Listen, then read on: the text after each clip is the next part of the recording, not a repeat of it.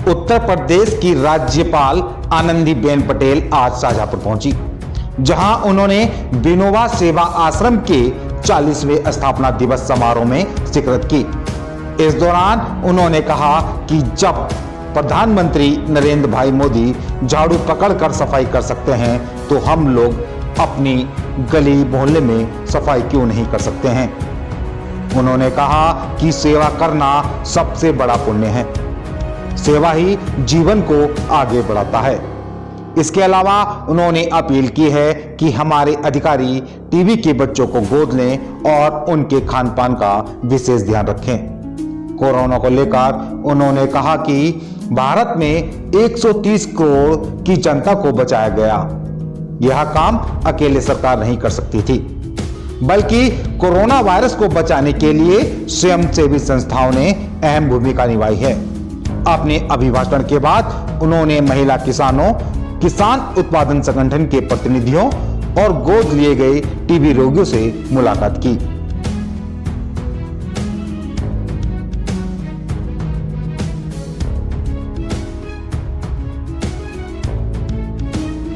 कहीं याद करते थे और जिसको ये भूमि दी गई थी उनके साथ भी मीटिंग होती थी, उसको मार्गदर्शन करते थे कि कैसी खेती करनी चाहिए, अपने संसाधन भी देते थे। तो उसी समय 1 एकड़ जमीन पिताजी ने विनोबा जी की अध्यक्षता में पद यात्रा के दरमियान 1 एकड़ जमीन भूदान यज्ञ में दी थी। मित्रों, कितनी बड़ी बात है मित्रों, भूमि देना किसको? तो जो भूमिहीन है उसको। क्यों? कि वो भूमिहीन होने की वजह से खेती नहीं कर सकता है और कुछ व्यवसाय नहीं है। किसी के खेत में काम करने के लिए मजदूरी के रूप में जाना पड़ता है। आय कम होने की वजह से अपने बच्चों को आगे नहीं बढ़ा सकते हैं।